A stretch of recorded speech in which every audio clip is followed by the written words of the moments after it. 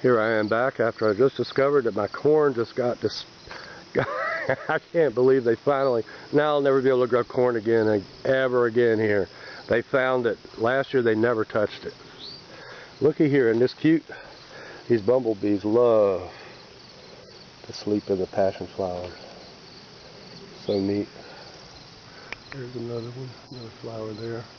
A lot of them have bumblebees, and the Japanese beetles like them too.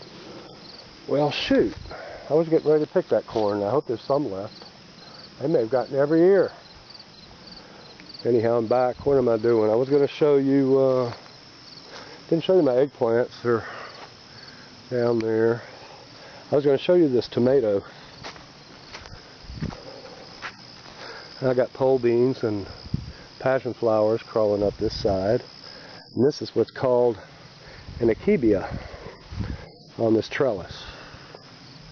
There are some leeks. Some other odd. Oh yeah, I'm growing lots of this. I have some other ginger on the other side, but here's one of my ginger plants. It's doing pretty good. And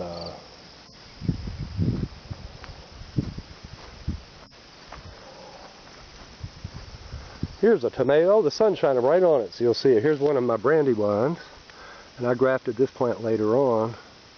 Now last year I recall that the ones I grafted had a lot more big tomatoes on them, but it's still early in the season, so, well, early not, it's August already.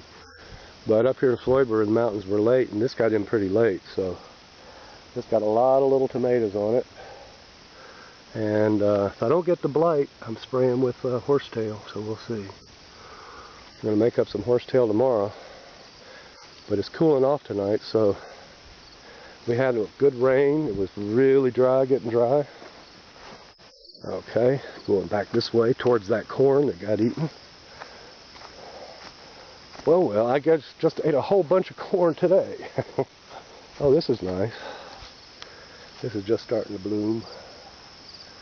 That's a Mexican sunflower. And this place here under this tree is, this was all weeds. I just never got around to this. So except for that corner, I pretty much tamed everything. There's a bunch of tulsi.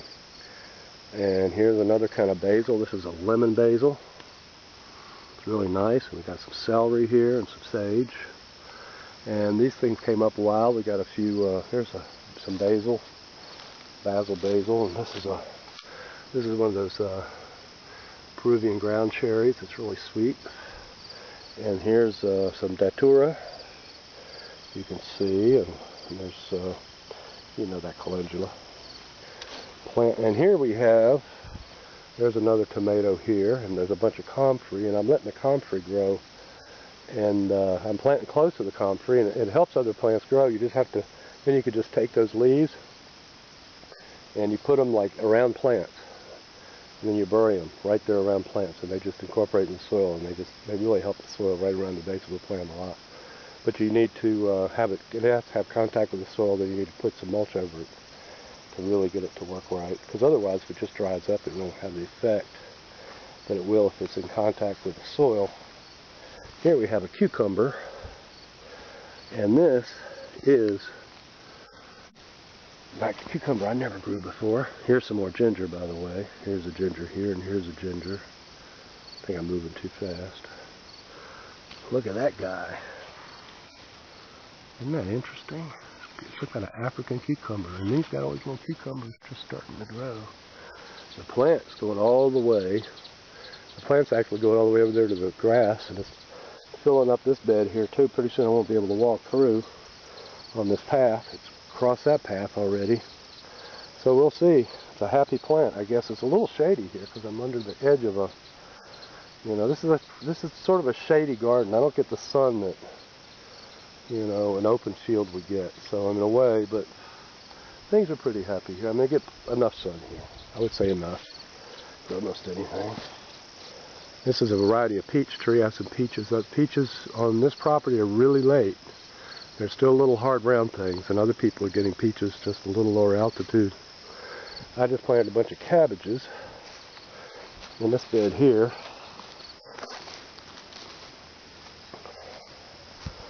And they just went in, and it was really hot. It just cooled off, and it rained a bit. Let's take this row cover off. These row covers really do help sometimes. I mean, this cabbage, I put it in. They were all planted real close together. These cabbages are planted all real close together, and when the plants are really small and delicate, this thing's like it's tripled in size. You know, there's one there, it looks pretty good, and there's one over there. So they're doing good. I still have some old beets in here and stuff. Here's a beet. I need to pull some of these beets out of here. But anyway, so the cabbages are pretty happy. And so a friend of mine grew those, and she just gave me a bunch. They were all grown real together. I had to separate because it had little bitty roots, but if they're happy, they just take off. If they're not, they don't take off so fast, and they're really unhappy, of course, you know what happens. We don't want to talk about that. I got some of, here's some kind of Thai basil here. And what do I have? Here's what's left of a hollyhock. There you can see a little bit of the color. There's a late one blooming. And this is a forest of parsnips. There's almost everything, every plant in here is a parsnip, except for that little tuft of grass. These are all parsnips. Came up in here from seeds. So hopefully, I had some really deep ones last year. They went like, I don't know, I did measure in inches. Really long. And I don't know what else there is to show. All kinds of stuff. And this is just, I can go around this side of the garden. These videos are probably too long. Yeah, they try to pull down the corn. See, I got beans trying to go up the corn. And you see, here's what's left of radish seeds, and this is a radish that's blooming, it's late. And the thing about radishes is, if you plant them in spring, they bolt. They form these seed pods, which really taste like radishes. Especially the younger ones. Whoops, here's one small, tender one.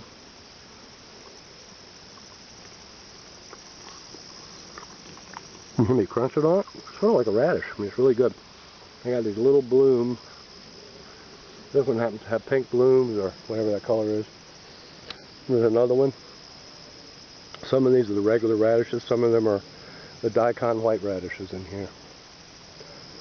Oh, they really pulled my... Must have been a whole family of raccoons. Did they leave any? Oh, there's an ear.